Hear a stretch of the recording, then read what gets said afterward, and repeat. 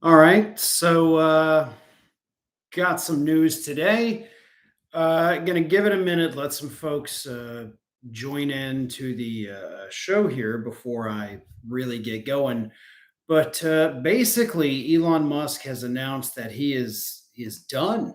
He is just not going to give any more money to politicians or spend any more money attempting to buy elections unsuccessfully. Um, Total BS, by the way. But that's what Elon Musk is claiming. I will get more into that, like I said, just a few moments here.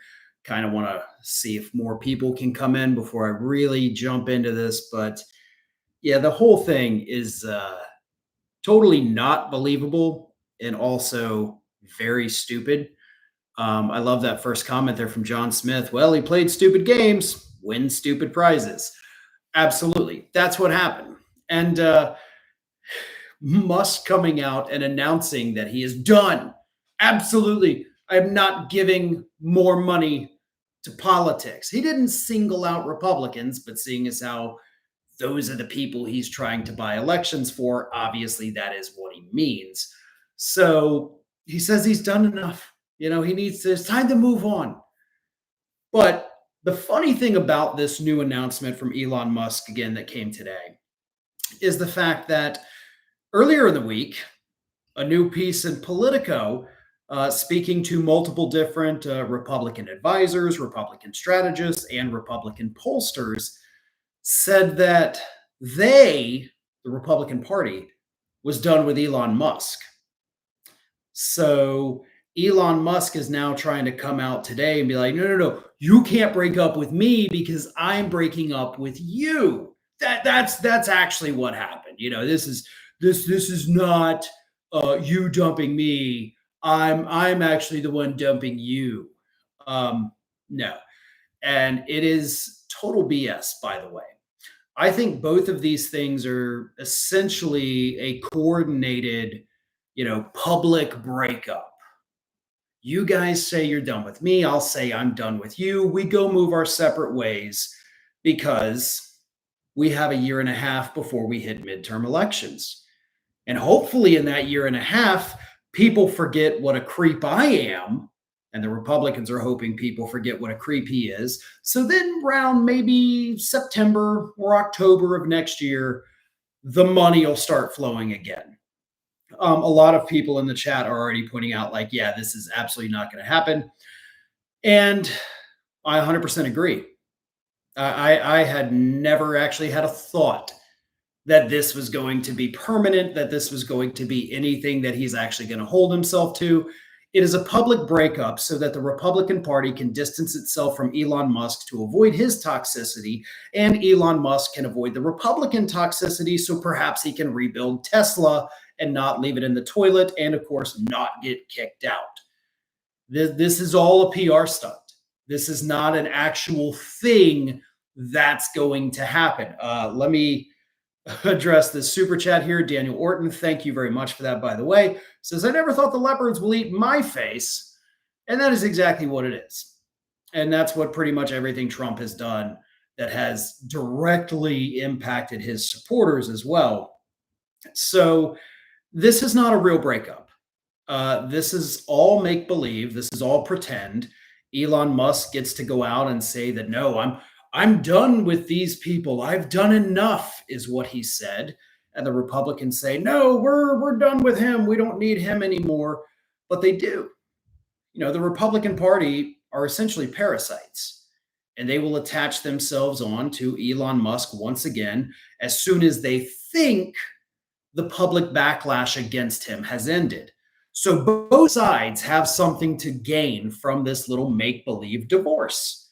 As I said, Elon Musk gets to maybe rebuild Tesla and not get kicked out by not being associated with toxic Republicans. And Republicans get to avoid the stink of Elon Musk, who is, of course, essentially the most hated person in the country out of all political figures, people in the media, people in culture. Like, Elon Musk has the lowest Q rating. That's actually a story that also came out today. So he is just universally hated, not just here in the United States, but also across the globe. People do not like him for very good reason. So everybody's trying to pretend that, oh, this is the way it's going to be, totally normal, totally just clean break. It's bullcrap. In fact, I don't even think it'll take until next September, October for him to restart again. I think when it's going to restart is probably around next March. That's when we're going to start getting into the primary season ahead of the midterms. And he'll come roaring back. The public will immediately remember why they hate this guy. And he's going to start funding these Republican primary challengers to any Republican who put up any kind of opposition to Donald Trump. So that's where this is going. He's going to lay low, probably 10 months, maybe 11 months if he's feeling a little, maybe it's not the right time yet. But when we start to see those Republican primaries come around, Elon Musk comes back, his America PAC comes back, assuming it's still in existence, because again, it is facing 3 pretty major class action lawsuits. So who knows about that? But that's what's happening. And that's, how I think this story is going to play itself out, because we've seen this before. We saw it with major corporations following the Capitol riot, where all of these massive Republican donors said, I'm done, never giving another dime to any of these Republicans. Some of them only waited 13 days before they started giving money to Republicans again. So the Koch brothers, back when they were both still alive, one of them, sorry, a funny super chat just popped in. But the Koch brothers, they had written an op-ed many, many years ago, where they're like, we're good, we're gonna be done. And then, of course, they weren't done, but they just want to give this image, this new persona of, oh, we've seen the error of our ways. We're totally not evil. We're not going to keep giving money to these people. And then, of course, they keep giving money to the people. So we have seen this show so many times. I mean, just in the last 10 years in American politics, this is nothing new. It's all for show, and none of it lasts. Let me address a couple super chats here. This one from Zeusmo, thank you, says, do you think Don Jr.'s evil ass will run for president in 2028? I absolutely do. I think he is probably already on his way there. In fact, I think that's what those Trump 2028 hats are probably really about. I know Donald himself, daddy, likes to troll people and think, oh, I'm going to run for a 3rd term. He's not even going to have a functioning brain at that point, because he barely has one now.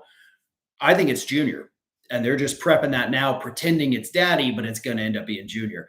Another super chat here from Wrestling Fanboy 2000 says, hope all is good, Farron. I do not trust Musk. He will probably have his hand in the cookie jar in secret. 100%. 100%. He is not done with this administration, even though they're pretending that he's just disappeared, which is kind of funny, I gotta say. It is really funny to see Elon Musk being so, involved there at the press conferences, traveling the world with Trump, and then suddenly just out of nowhere, gone. Nowhere to be seen. Hey, Zeusmo has just gifted 10 Fair and Balanced memberships to the channel. So thank you so much for that, Zeusmo. And hey, by the way, we just recently, last week, we opened up channel memberships. So I hope everybody, if you're able, please become a member. Really hoping to get everybody involved. And we're hopefully going to be rolling out some great perks. One of the best things right now is we are offering some blooper reels of outtakes, things you've never seen, basically just videos of me screwing up constantly. So that's a lot of fun. Another super chat here from Artistic Smurgle says, this is a TV presidency. Also, thanks for the sub. It is a TV presidency. And if Kristi Noem has her way, it's going to literally be an on TV administration. I talked about the story the other day about how this, the Department of Homeland Security is currently in talks with the TV producer Rob Warsoff to produce a reality show where the grand prize is you become a U.S. citizen. So this is a made-for-TV presidency, and they're all loving every second of it, including Elon Musk, who, again, may not be as visible, but he's still totally involved in this. And we shouldn't believe anything he says, especially not when he says, I'm done giving money to Republicans. Another super chat from Big Al 00 says, I loathe Musk and he's as corrupt as Donnie. Absolutely. It's a match made in heaven. Sue Becca, by the way, thank you very much for becoming a member of the channel. We appreciate that. So, yeah, Elon Musk and Donald Trump, that is a match made in hell, to be honest. They were perfect for each other. Both just two megalomaniacal weirdos with more money than they know what to do with, but it's still not enough for them. And so they decided to take out whatever frustrations they have from their own, screwed up childhood on the entire country.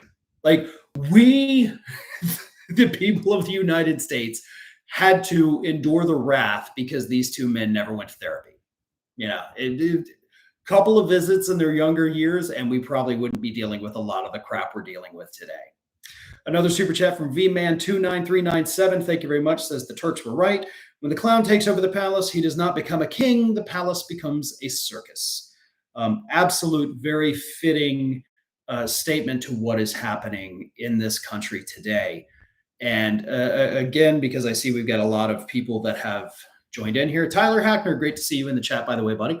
Elon Musk claims he is done giving money to Republicans. But it's all for show. It is not actually going to happen. He's going to pretend to do it for a few months. Once primary season rolls around next year, he's going to start funding little bitty candidates here and there. Then by the time we hit August, September, October, he's going to be in full swing. America PAC's going to be out there. And it's all for show, trying to fix Tesla before it totally goes under. Super chat, thank you very much from Michael Cuomo, who says, Farron making mistakes? Never. Oh man, some of the stuff, it's just, and it's not that I screw up facts or anything. I'll get tongue-tied. I'll choke on something as I start to try to talk. Just weird stuff happens sometimes. And so, yeah, that's, it'll be fun for those of you who are members and get to see some of that stuff. It's very embarrassing for me, but also I'm fine with being embarrassed. Marco Tell says, Netherlands here, feel very sorry for you Americans, afraid it will take a really long time for the world to take USA serious again. I agree. And I think that's a great point, that it's not just, okay, we'll suffer through, 3 years and 8 more months of Trump and it's over. This is not something that's just going to be rebuilt. Not only the reputation of the United States overseas. In fact, I think that actually is one of the easier things to repair. What is far more difficult to fix is the damage being done to the actual institutions here in the United States. All of these tens of thousands of people getting laid off, all of these scientists and researchers that have had their funding cut and then they get fired. We can't just call them up on January 20th, 2029, when the new president gets sworn in and say, hey guys, come back to work. All right, we're there. We're losing 4 years of scientific advancements. We're losing 4 years of medical advancements. We're losing 4 years of these people gaining more knowledge to help them in the 4 years to come after that. You can't just make that up by bringing them back one day and oh, okay, right back where we left off. That's not how it works. And then not to mention finding qualified, competent people who are willing to join the government again, knowing that, hey, the next Republican could just fire us all for no reason. It's a horrible situation. We're looking at potentially decades just to put us back on solid footing, not to put us ahead again, but to just put us back to where we would have been had Trump not done this. And again, we're only 4 months into it as of today. Super chat here from Marathon Florida Keys says, thank you for facts and truths and knowledge. Well, thank you very much for the kind words. I definitely appreciate that. Another super chat from VMan29397 says, what's ironic about the Florida Cubans still voting for the GOP, they hate the left and they want Cuba to have free and fair elections, is the last time Cuba had an election, they elected a socialist democratic president. Yes, they did. And we are actually, I saw a headline, not necessarily the Cuban population in Florida, but we have a very large Venezuelan population as well. And the headline out of today, of course, is that they're all turning against Donald Trump because he is basically hugely anti-Venezuelan, as we have all seen from this administration. So once again, another type of situation where these people who had overwhelmingly supported Donald Trump suddenly realize, oh, wait a minute. Oh no, bad things are happening to me. Marathon Florida Key says, sorry for only $2, Farron. You are worth way more. Listen, any super chat is great. I don't care about the amounts. So thank you so much for that. Because look, I understand things are tough and they're going to get worse. So, don't ever apologize for any of that. I appreciate it. Great sheet. Rachel Atwood says, is this actually live? No, this is actually 100% pre-recorded. So I'm super glad you asked that question because otherwise I'd look like a total fool right now. No, I'm just kidding. Yes, this is live. And this is something I'm going to be doing more of. I want to go ahead and pledge to do it daily at 4:30, but I know me and I know I'm not going to do it every day at 4:30, but there will be multiple ones all throughout the week. And again, when I do them, they will be done at 4:30 p.m. Central Time, which is what time zone I'm on. So that'll be when it happens. Also, just to kind of give you guys a little example, obviously, this is not what my videos typically look like. This is not the camera I use. They don't sound like this. The table doesn't do this. And the room doesn't look like this. Where I am right now is actually my house, not my studio. However, in the coming months, this will be transformed into the new studio. Videos will have a totally different look. I'm not going to have the big, 85-inch monitor behind me. It'll sound good once I get all the soundproofing up. It's a process. We've moved into a new house, and I have been very lazy. So there's just being brutally honest there. I'm just super lazy about doing it because I kind of like the comfort of my own studio. I like being able to go over there and, I don't have to deal with the dogs barking, the cats coming in, or any of the kids doing craziness outside the door. But hopefully very soon, by the end of the summer, this will be where the regular videos are done and it will look a hell of a lot better than this. Somebody says you moved from Florida. The answer is no. I actually still live in Florida. We just moved to a different house. The house we had been living in was one my wife and I had bought 2 months after we got married. It was a foreclosure that was effectively eaten up by termites, just nonstop project after nonstop project. And finally we said, screw it. We're out of here after 15 years. But that is where my studio still is. VMan29397, thank you so much for all these super chats, VMan. I appreciate it. Says, the key for the use to regain respect among the world is to hold this administration accountable. This is something that has been overdue since 1865, holding traitors and corrupt leaders responsible. I would love for that to happen. But typically, whenever we get these, new Democrats in, they always say, like, well, we get to be look forward, not backwards. Biden was not as bad as Obama with that. Obama could have popped so many people on war crimes. I mean, they wrote the damn torture memo, for God's sake. And he's like, no, Eric Holder, this, lightweight here is going to screw everything up. So yeah, it's ridiculous. I would love to see it happen, but I'm not holding out any hope that it's going to. Zeusmo has a great question here. Says, any chance DeSantis goes away soon? By the way, thank you for the super chat. Great article on Raw Story today that actually said DeSantis has effectively like crashed and burned, like he's done. So yeah, there is a very good chance that he goes away very soon. And a lot of it is the fact that he has done this to himself. DeSantis has down here in Florida by overstepping his bounds, basically trying to act like the Donald Trump of Florida. And even though he's got an even bigger Republican majority than Trump has, they're not going for it. So that's been actually pretty hilarious to watch happen. So AR says regarding Elon Musk, he got what he wanted and bailed millions of people's personal information. Such a good point. Such a good point. He gets into the, the files, the systems and all that stuff, even after they're told don't do it, able to pull this information. Oh, and by the way, that was the whole goal of his little sign my petition and I'll give you $100. It's because the data those people provide when signing it is worth well over $100 to him. I mean, you can sell that over and over and over and over and over again. So he has so much data right now. Hell, I mean, he got all our data when he bought Twitter, which is why I don't ever go there anymore. Dylan Dean has a super chat. Thank you much. Says, work in progress is always good. Been following you since the start of COVID. You've been my main go-to for real information and news. Well, thank you very much for that. I do appreciate it. I try. Everything I do, is based on what is in the news. I do editorialize and I do give my opinions, but when it comes to the facts and statistics, that is all stuff that I pull, I research, and so I always make sure what I'm giving you is totally accurate. Another super chat from Hollywood Burns, thank you, says, who is front runner in 2028? Newsom loses. I think Shapiro and Chris Murphy would be the front runners, or Andy Bashir. Honestly, at this point, I don't know. I really wish I had an answer to that, but unfortunately, I do not. I